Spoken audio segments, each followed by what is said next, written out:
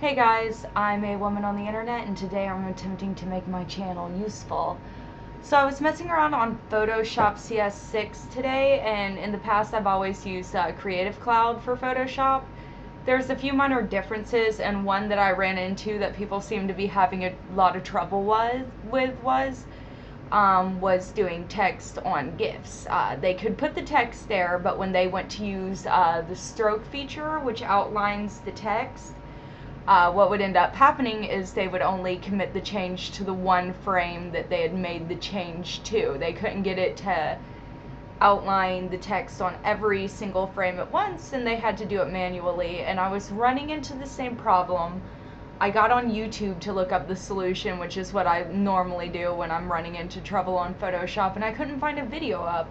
So when I got off site and eventually found the solution, I figured I'd just like slap up a real quick tutorial on it because it ended up being so ridiculously easy.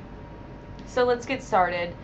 We're gonna get a little GIF set up here. To do that, you're gonna want to go to File, Import, Video Frames to Layers. Now I've been working on a lot of Simpsons GIFs, so we're just gonna pull that up.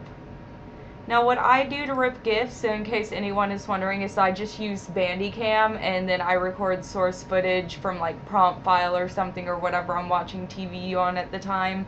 If you can notice here, right around here where Bender is, I don't go full screen, and that's just because it makes it a lot easier to crop and stuff once you get the program in Photoshop. So you're going to want to go, it's going to start out here at from beginning to end. You're going to want to select selected range only and limit to every 2 frames. And these 2 little guys down here are going to let you select a chunk. Now this is a small GIF, which is why I'm doing every 2 frames. It's going to convert the video into layers from this point to this point that it's playing through, and if it was larger I'd go every 3 frames, but for smaller GIFs every 2 frames is fine. So you're gonna click OK, wait for that good stuff to show up on screen. Now for anyone who's actually a little bit unaware as to how to make a GIF in general, I'm gonna run through that real quick. Down here is your timeline. So you'll see one here in the blue is already selected, one of your frames. You're going to go over to the right, hold down the shift key and select your last frame, and that's going to select 1 through however many frames that you have. And what this allows you to do is if you make one change to one frame, it's going to apply to them all. And why this is important is because we're going to crop this ugliness out of here real quick. We're going to do that by selecting the crop tool, which is over here on your left where my mouse is. Then we're going to just basically pull, click and drag everything until all, oh, oops, didn't mean to do that, until all those nasty lines are out of there. And so basically when you get everything centered that you want cropped, you just hit enter and it makes the frame to every change, or makes the change to every frame. And if you push these little arrows down here, it'll let you run through it, see what you got, and there's a nice clean GIF. So you stop that. I'm going to go back down here and select everything again, because believe me, you want to make changes to everything at once because it takes too long otherwise. So text, this is the part you guys probably only care about. For that, you're going to want to select your topmost layer over here on the right. Mine would be layer 17.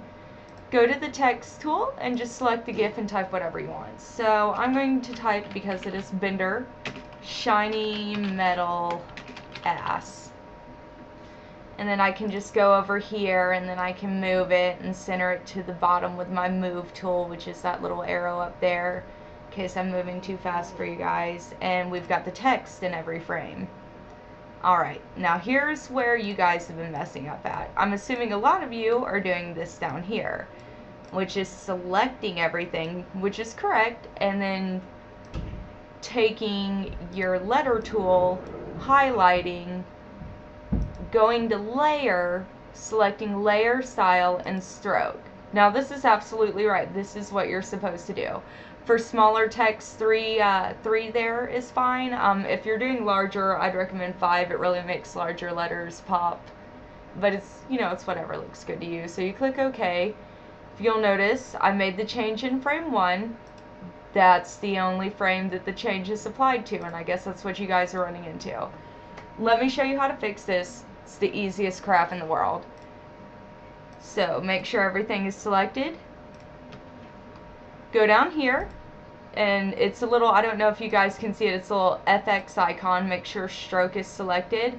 And then this, I'm not even kidding, is all you have to do. The little where it says Unify, you just hit the FX, that's Unify Layer Style, click Match, and boom, it just applied stroke to every single text, piece of text in every single frame. It's a lot quicker than having to do it one by one. It's great. It's that easy. I don't know why Photoshop makes things unnecessarily complicated sometimes, but yeah, that's how you do it.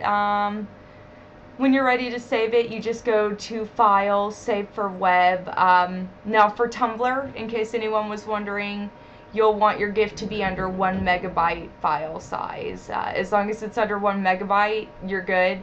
Usually anywhere in the 350 to 400 width range is fine, and it'll save just fine, and then you've got a nice GIF with the outline text. And let me express the reason the outline text is so important is because the white coloring with the black outline is pretty much visible against any background, foreground, or object color.